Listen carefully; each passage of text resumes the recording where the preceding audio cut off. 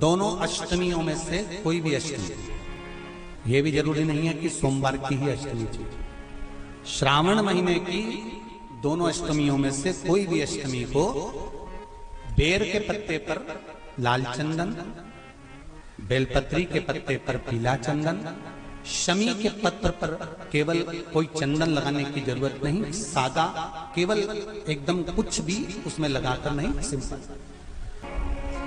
महाराज शमी के 5 पत्ते औषधि के रूप में लिए जाते। पर कोई कहे कि शंकर भगवान भांग का नशा करते हैं, तो ये संसार के लोगों को समझा देना कि शिव भांग का नशा, मेरा भोलेनाथ भांग का नशा नहीं है। 2 बार पशुपति व्रत कर लिए, आपने ये कर लिया, आपने प्रदोष कर लिया, आपने सोमवार कर लिया, आपने सारे अनुष्ठान कर लिए, बहुत सारे उपाय भी करे, तो गुरुवार के दिन अगर शिव जी के मंदिर में पानी चढ़ाया जाए, जल चढ़ाया जाए, तो घर में विद्वत्ता का अनुभव होता है। महाराज शादी नहीं हो रही है, बहुत समय से लगन देख रहे हो, शादी नहीं हो रही, बहुत समय से परेशान हो गए कि विवाह ही नहीं हो रहा, हम तो टेंशन में पड़ गए, लड़की 28 साल 30 साल का लड़का हो गया, विवाह नहीं हो रहा, कुछ मत करो। श्रावण महीने की अष्टमी तिथि आए तो अशोक सुंदरी वाली जो जगह है वहां पर हल्दी की 7 बिंदियां लगा दो, लड़का लड़की का हाथ उस बिंदी पर रखवा दो, उसका नाम गोत्र बोलो, उसी हल्दी में उसके हाथ पीला करवा दो, और पीपल के पेड़ पर उस हाथ के 5 छापे पड़वा दो, 3 महीने में विवाह पक्का हो जाता है। महाराज उसका इतना, अशोक सुंदरी के उस हल्दी का इतना प्रमाण। विकलांग है, डॉक्टर ने कहा इस बच्चे का विकास नहीं हो रहा, बच्चे की बुद्धि काम नहीं कर रही है,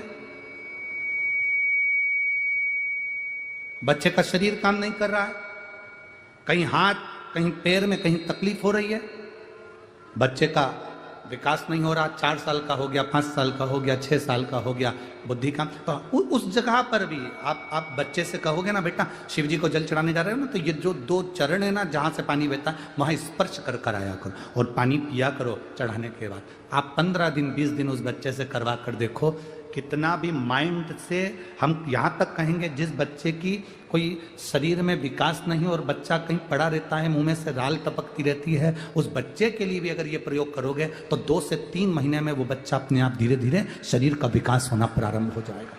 हर महीने आता, जब आपके हृदय में कभी कोई बात आ जाए कि बाबा आज मेरा मन ये कह रहा है और आपको सुनना है बाबा, आपको स्वीकारना है बाबा, आपको मेरे मन की बात जानना है बाबा, बस हाथ में चंदन लगाया, बेलपत्री का भाग इस तरह से पकड़कर शिव जी से अपने हृदय की बात कहकर, मेरे देवादिदेव महादेव से दिल से कहकर, अशोक सुंदरी वाली जो जगह होती है, आपको बताया है अशोक सुंदरी का जो स्थान होता है, ये शिवलिंग या अशोक सुंदरी की जगह, इस बेलपत्र को अशोक सुंदरी वाली जगह पर जहाँ शिवलिंग है, शिवलिंग की साइड पर पहले नंबर की पत्ती का मुख होना चाहिए, बस उसको रख दीजिए और उस पर थोड़ी देर हाथ रखकर अपने हृदय की बात मेरे महादेव को दिल से कहकर आ जाइए कि अष्टमी या अगला प्रदोष या अगली शिवरात्रि जब आती है, मेरा महादेव आपकी मनोकामना का भाव पूर्ण करता जी का मंदिर तुम जा रहे हो, शिव जी पे जल चढ़ाने के लिए जा रहे हो, तो निवेदन है बीच में तुम्हारी मौसी, काकी, मामा, फूफा, सहेली, रिश्तेदार का नातेदार, बेस्ट फ्रेंड किसी का भी घर पड़ जाए,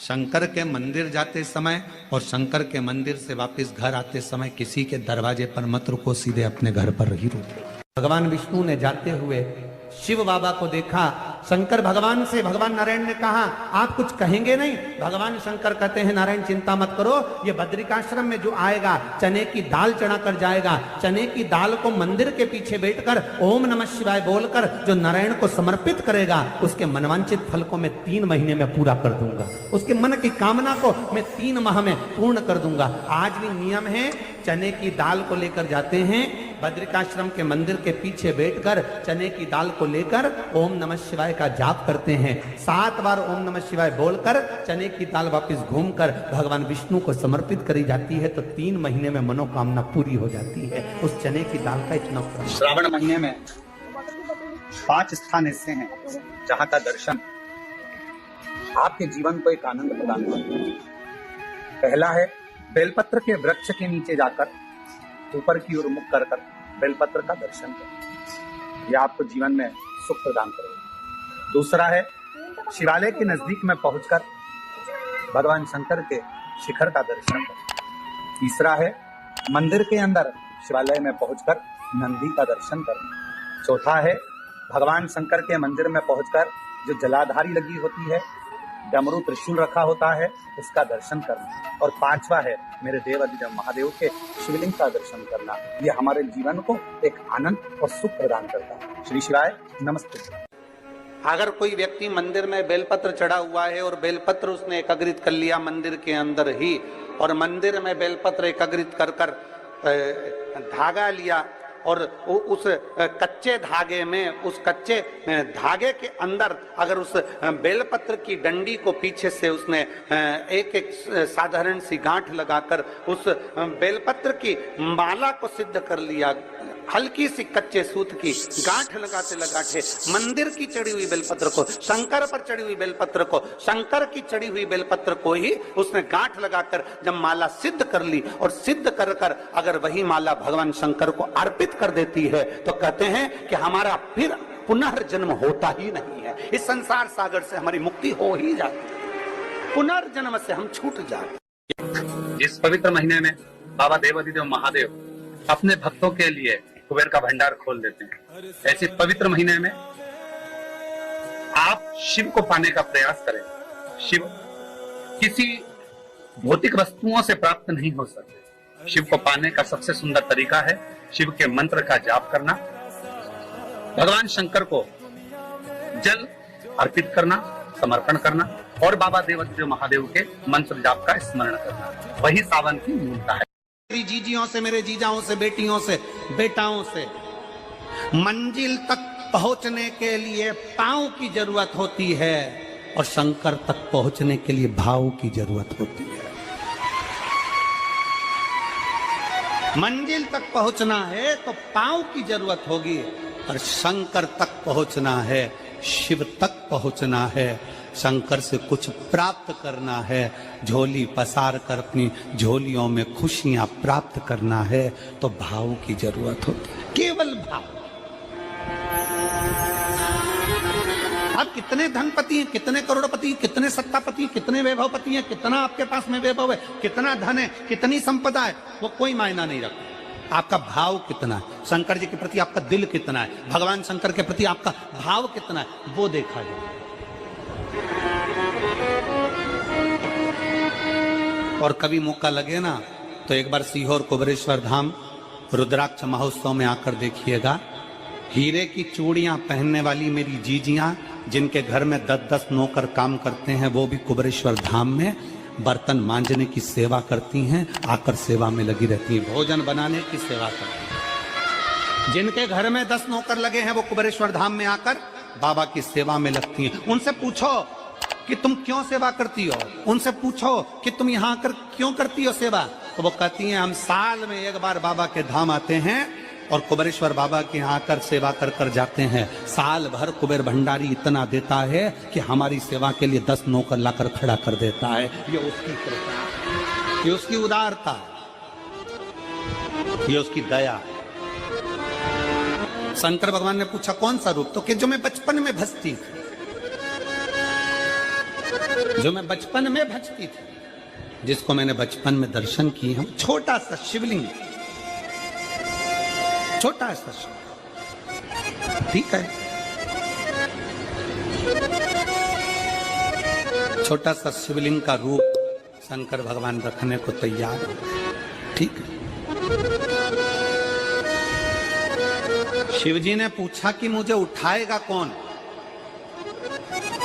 पार्वती जी मुस्कुरा कर कहती हैं, सुनो भोलेनाथ, आप अगर अपने असली स्वरूप में बैठते हो ना, तो दुनिया का कोई तुम्हें तिल भर नहीं हिला सकता, पर जब तुम छोटे से शिवलिंग के स्वरूप में हो जाते हो, तो कोई बच्चा भी तुम्हें गोदी में ले लेता है, क्योंकि वो आपको भोला मानता है, वो आपको भोला मानता है, वो आपको भोला समझता है, सरल सहज।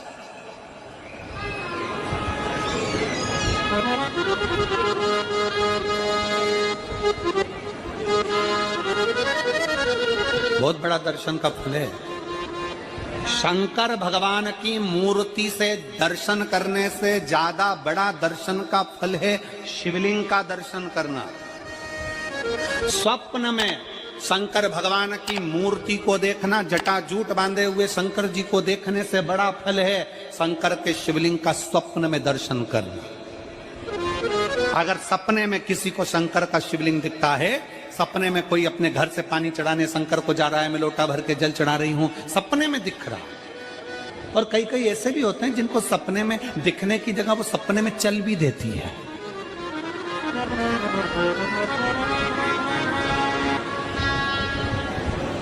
महाराष्ट्र में कथा थी तो वहां एक पत्र आया था, एक भाई ने लिखा था, मेरी पत्नी से मैं बहुत परेशान हो गया हूं। उसका नाम हमें स्मरण में नहीं है, सिरपुर की कथा में वो पत्र था। तो उसने लिखा, मैं अपनी पत्नी से परेशान हो गया हूं। तो उससे हमने एकांत में बुलाकर पूछा, भाई ऐसा क्या हो गया, बता तू क्या हुआ। उसका फोन नंबर था, उसको फोन लगवाया, पूछा क्यों परेशान हो गया। उसने कहा, मेरी पत्नी रात को चिल्लाती है, बोल बम का नारा है बाबा एक सहारा। कभी कभी सपने में बैठकर चिल्लाती रहती है, ऐसे बैठ जाएगी और चिल्लाएगी, श्री शिवाय नमस्तुभ्यं, श्री शिवाय नमस्तुभ्यं। और तो और यहाँ तक तो चल जाता है गुरुजी, पर इससे आगे नहीं चल पाता है। हमने पूछा इससे आगे क्या।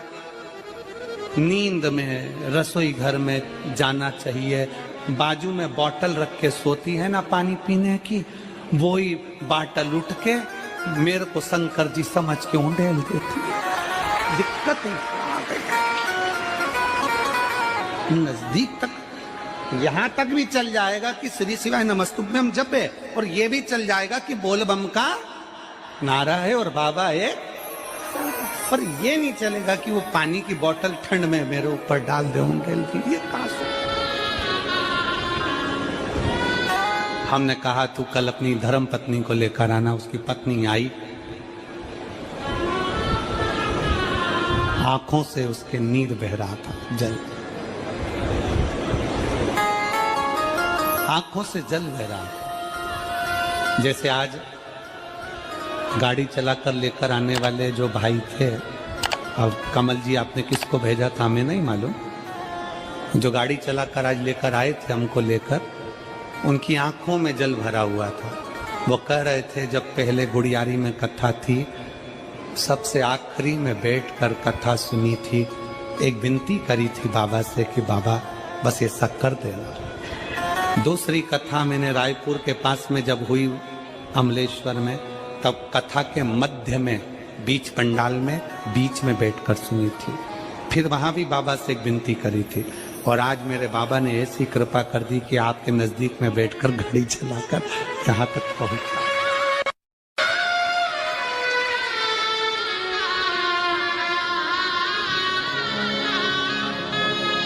शिव कृपा। गाड़ी चलाते चलाते उनकी आंख में जल था, तो हमने उस दीदी से पूछा, जीजी तुम रो क्यों रही हो, ये बता, रोने का कारण क्या है।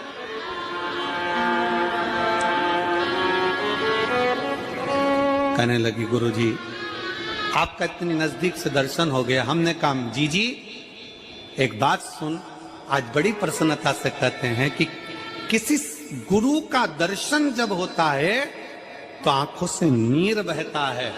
भगवान से प्रार्थना करना कि एक बार उसका दर्शन हो जाए तो हमारी जिंदगी उसकी हो जाए, उसका दीदार। कितनी आतुरता थी मेरे राम जी की। राम जी ने शिवलिंग की स्थापना जब रामेश्वर में करी, उसके पहले राम जी ने हनुमान जी से कहा, जाकर कैलाश पे से शिवलिंग ले की। जी ने शिवलिंग का निर्माण कर दिया। मतलब शिव जी को प्राप्त करने के लिए क्षण की भी देरी नहीं करना चाहिए, तुरंत हनुमान जी शिवलिंग लेकर आए। हनुमान जी की आंख में जल। हनुमान जी बोले, प्रभु, हनुमान जी बोले, नाथ मेरे को शिवलिंग लेने भेजा था और मैं शिवलिंग लेकर आया, उससे पहले आपने रामेश्वर धाम की स्थापना कर दी। अब मेरे शिवलिंग का क्या होगा जो मैं लेकर आया। राम जी मुस्कुराकर बोले, रे हनुमान, शंकर के शिवलिंग की पूजन में तो देरी करना ही नहीं चाहिए। जैसा बन जाए वैसा बना लो, जैसी पूजन हो जाए वैसी कर लो, जैसी आराधना हो जाए वैसी कर लो। तो मेरे शिवलिंग का क्या होगा? राम जी ने कहा चिंता मत करो हनुमान, इस शिवलिंग को मैं ले जाकर स्थापित करता हूं। एक शिवलिंग हनुमान जी महाराज का स्थापित करा, एक शिवलिंग सीता जी के हाथ का राम जी ने स्थापित करा। जो सीता जी के हाथ का स्थापित करा वो रामेश्वर शिवलिंग हुआ, और जो हनुमान जी के हाथ का स्थापित किया वो हनुमतेश्वर शिवलिंग हुआ, जो आज भी रामेश्वर में विराजमान।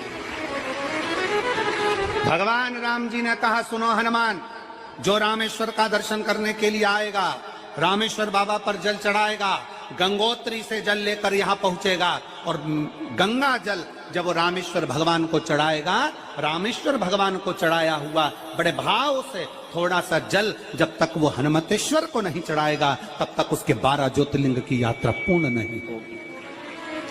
हनुमतेश्वर ज्योतिर्लिंग पर भी शिवलिंग का रूप धारण करे शंकर जी विराजमान। भगवान के स्वरूप से बड़ा शिवलिंग, और जितना पूजन का मौका मिल जाए, कोई कह दे ना, हमसे कोई कह दे किसी के यहाँ जाओ और कोई कह दे कि गुरुजी हमारे घर के मंदिर का दर्शन करिए, सबसे बड़ी खुशी हमारे जीवन की। ऐसा लगता है अंदर फुलझड़ियां फूट गई, उसमें भगवान शंकर का दर्शन होगा, उसमें लाडले ठाकुर का दर्शन होगा, उसमें उनकी कुल देवी का दर्शन होगा, उसमें देवता का दर्शन होगा। परिवार से मिलेंगे बाद में, पहले मिलो अंदर विराजमान शिव से। कई बच्चे गले में रुद्राक्ष पहने रहते हैं ना, कई बच्चे, कई बेटियां, कई माताएं अपने गले में रुद्राक्ष पहनी रहती हैं, कई मेरे भाई अपने गले में रुद्राक्ष पहने रहते हैं। और बच्चे के गले में जब रुद्राक्ष का दर्शन होता है तो ऐसा लगता है कि शंकर इसके साथ कदम से कदम मिलाकर चल रहा है। पहले हम उस रुद्राक्ष को नमन करते हैं। जिसके गले में रुद्राक्ष होता है पहले हम उसको नमन करते हैं, क्योंकि उसके गले में शंकर स्वयं विराजमान है, शिव उसके साथ चल रहा है।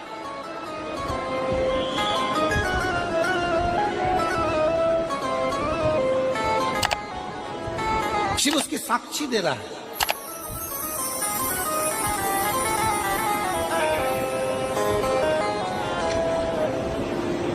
शंकर कृपा करने वाला दयालु दातार, उसकी उदारता, उसकी करुणा।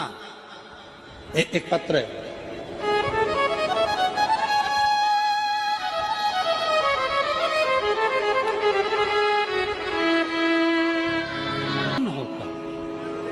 शिव के आते, शिव की शरणागति ग्रहण कर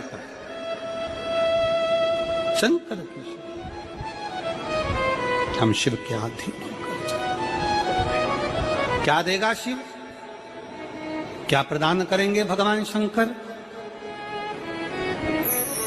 मेरी जीजियों, मेरे जीजाओं, मेरी माताओं, मेरे भाई, मेरी बहनों, मेरी बेटी और बेटाओं, जो ये तुम्हारे पास में आकर कोई टॉफी बांट देता है, तुम्हारे पास आकर कोई पानी बांट देता है, तुम्हारे पास आकर कोई बिस्कुट बांट देता है, बाहर जाते जाते कोई खिचड़ी बांट रहा है, कोई चावल बांट रहा है, कोई सांबर बांट रहा है, कोई पूड़ी बांट रहा है, कोई सब्जी बांट रहा है, उस व्यक्ति का नंबर भी लेकर रखो और पूछना कि 3 महीने में तूने जो रायपुर में किसी का मुंह झूठा कराया था, तेरे को 3 महीने में बाबा ने दुगना चौगना दिया कि नहीं दिया, उससे पूछना।